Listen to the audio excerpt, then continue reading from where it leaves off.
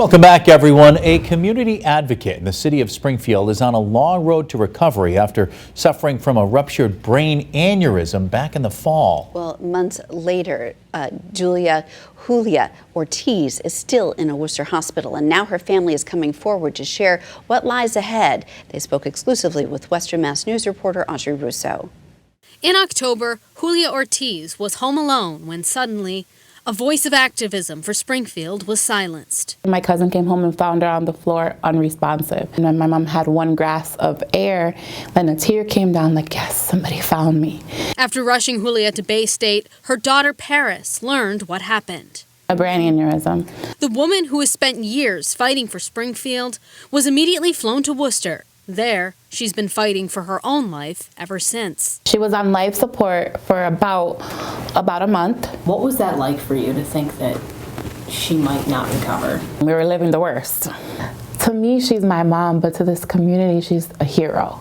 Julia Ortiz's family says she's worked with the low-income population for years, securing housing, helping people find jobs, and promoting financial literacy.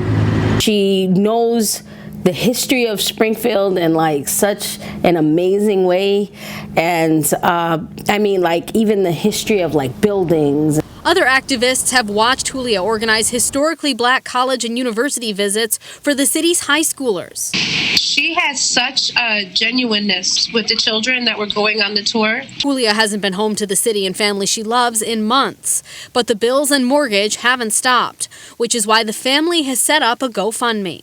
I unfortunately have epilepsy, so I don't drive.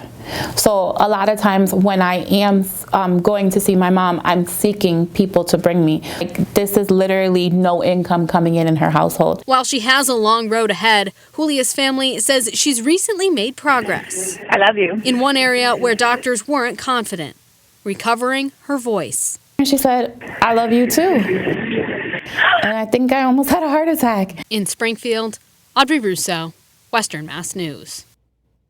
If you'd like to donate to Julia's rehabilitation efforts, you can find the GoFundMe page on our website, westernmassnews.com. Julia's daughter says she hopes her mother's story will encourage anyone with a family history of brain aneurysms to get checked regularly by their doctor.